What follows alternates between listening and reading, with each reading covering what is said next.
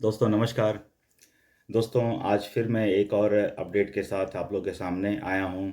तो दोस्तों आज हम लोग बात करेंगे सुब्रमण्यम स्वामी ने जो अभी एक धमाका किया है उसके बारे में हम लोग आपसे बात करेंगे, डिस्कस करेंगे। तो आखिर सुब्रमण्यम स्वामी ने ऐसा क्या किया है? तो सुब्रमण्यम स्वामी ने आज एक ट्वीट किया है।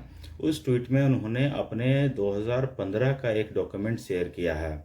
उस डॉक्यूमेंट को जब मैं पढ़ा तो वो डॉक्यूमेंट जो है मिनिस्ट्री ऑफ होम अफेयर्स जो सिटीजनशिप इश्यूज़ को देखते हैं, उन्होंने राहुल गांधी से कुछ सवाल पूछे थे कि राहुल गांधी हमें आपके बारे में कंप्लेंट मिला है।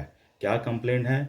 कि राहुल गांधी एक ब्रिटेन की कंपनी है, ब्लैक ऑप्स लिमिटेड। उस कंपनी ने जब अपना एनुअल रिटर्न फाइल किया था तो उसमें ये दिखाया गया था कि राहुल गांधी उस कंपनी के डायरेक्टर हैं और राहुल गांधी की जो सिटीजनशिप है वो ब्रिटिश की है। तो ये डॉक्यूमेंट किसी तरह सुब्रमण्यम स्वामी के हाथ लग गई और सुब्रमण्यम स्वामी इसी डॉक्यूमेंट को के सहारे मिनिस्ट्री ऑफ होम अफेयर्स को, जो 2015 में उस समय राजनाथ सिंह गृह मंत्री थे, उन्होंने इसको शिकायत लिखी और home minister of home affairs ने राहुल गांधी को एक चिट्ठी भेजा कि भाई आपके बारे में ऐसा ऐसा शिकायत मिली है कि आपके पास ब्रिटिश की नागरिकता है, ब्लैक ऑप्स कंपनी की आप डायरेक्टर हैं, तो क्या यह बात सही है? ये मामला था 2015 का और आज चल रहा 2024 है। राहुल गांधी तो जैसा कि आप लोग सब जानते हैं सूर्यवंशी खानदान के हैं, उनके ऊपर तो कोई उंगली उठा नहीं सकता है और उठाया भी तो जवाब देना उचित नहीं समझते हैं। तो बस इस मामले में भी ऐसा ही हुआ है। राहुल गांधी ने उस चिट्ठी का कोई जवाब नहीं दिया है। उसके बाद राजनाथ सिंह को गृह मंत्रालय से हटाकर अमित शाह को गृह मंत्री बनाया गया। तो लोगों को उम्मीद था कि इस मैटर में गृह मंत्री अमित शाह जैसा कि और सब मैटर में एग्रेसिव होकर काम करते हैं, इस मैटर में भी वो एग्रेसिव होकर ही इस मैटर को देखेंगे और इसको कुछ कंक्लूज़न तक पहुंचाएंगे। लेकिन ऐसा हुआ नहीं। इस मैटर को दबा दिया गया।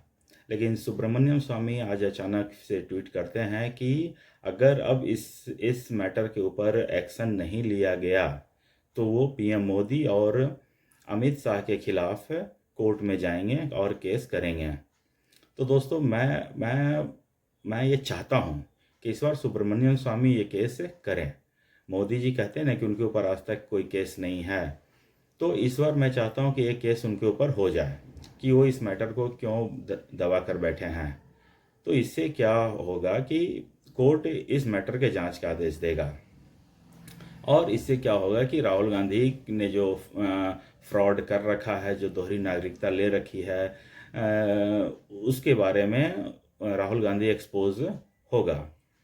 और एक बात मैं आप लोग को बताना चाहता हूँ कि सुब्रमण्यम स्वामी जब कभी भी किसी के पीछे पड़े हैं तो एक बात आप मान के चलिए कि सुब्रमण्यम स्वामी के पास पूरा फुल एविडेंस हैं। उनके पास जितने सबूत होने चाहिए वो उनके पास हैं, तो ही वो किसी मैटर को छूते हैं, उस मैटर के ऊपर बोलते हैं, उस मैटर के ऊपर लिखते हैं, उस मैटर को ऊपर कोर्ट में जाते हैं। आप याद कीजिए सोनिया गांधी का मामला। सोनिया गांधी मतलब कि जब अब अपने इलेक्शन के जो डॉक्यूमेंट्स होते हैं उसमें लिखती थी कि वो एमए की हुई हैं, कैम्ब्रिज से पढ़ी हैं, ऑक्सफोर्ड से पढ़ी हैं, यहाँ से पढ़ी हैं, वहाँ से पढ़ी हैं, इतना पढ़ी हैं, उतना पढ़ी हैं। लेकिन सुब्रमण्यम स्वामी ने जब उनके पीछे, जब सोनिया गांधी के पीछे पड़े तो उनकी मतलब कि उनका सारा काला चिट्ठा खोल के रख दिया।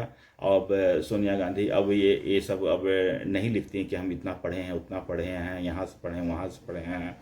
इसी तरह नेशनल हेराल्ड के केस में सुब्रमण्यम स्वामी ने जब इन दोनों माँ बेटे के पीछे जब पड़े तो मतलब कि एक लंबी लड़ाई चली और आज दोनों माँ बेटे बेल पर चल रहे हैं। इसी तरह चिदम्बरम के केस में सुब्रमण्यम स्वामी ने दोनों चिदम्बरम और उनके बेटे दोनों को जेल तक पहुंचाया और जेल में रहकर दोनों बाप बेटे आए हैं। तो कहने का ये मतलब है सुब्रमण्यम स्वामी कुछ भी करते हैं तो उनके पीछे उनके पास फुल एविडेंस होता है और किसी भी मामले को वो हल्के में ऐसे नहीं लेते हैं केजरीवाल के जैसा कि बस जी फहरा दिया, लहरा दिया कि ये चोर है, ये बेईमान है, बस तुम समझो अब अपना। सुब्रमण्यम स्वामी अगर कुछ कहते हैं तो उनके पीछे एक ठोस रणनीति भी होती है, मैं तो इतना तक बोलूँगा। तो इस बार भी मुझे लगता है कि पूरी रणनीति के साथ इस मैटर को फिर से उछाला गया है, और मुझे लगता है कि इस बार इस मैटर को प्राइम मिनिस्टर मोदी और होम मिनिस्टर अमित शाह किसी न किसी कंक्लूज़न तक पहुंचाएंगे, मुझे तो ऐसा लगता है कम से कम। तो दोस्तों, अब आप बताइए कि आपको इसमें क्या लगता है, क्या इस मैटर के ऊपर इन्वेस्टिगेशन होना चाहिए या नहीं होना चाहिए? मुझे लगता है कि आप लोग अपना राय विचार रखिए, और बताइए, अपने अपने दिल की बात बताइए इस मैटर को लेकर। तब तक के लिए आप लोग स्वस्थ रहिए, मस्त रहिए, और मेरे चैनल को सब्सक्राइब कीजिए। नमस्ते।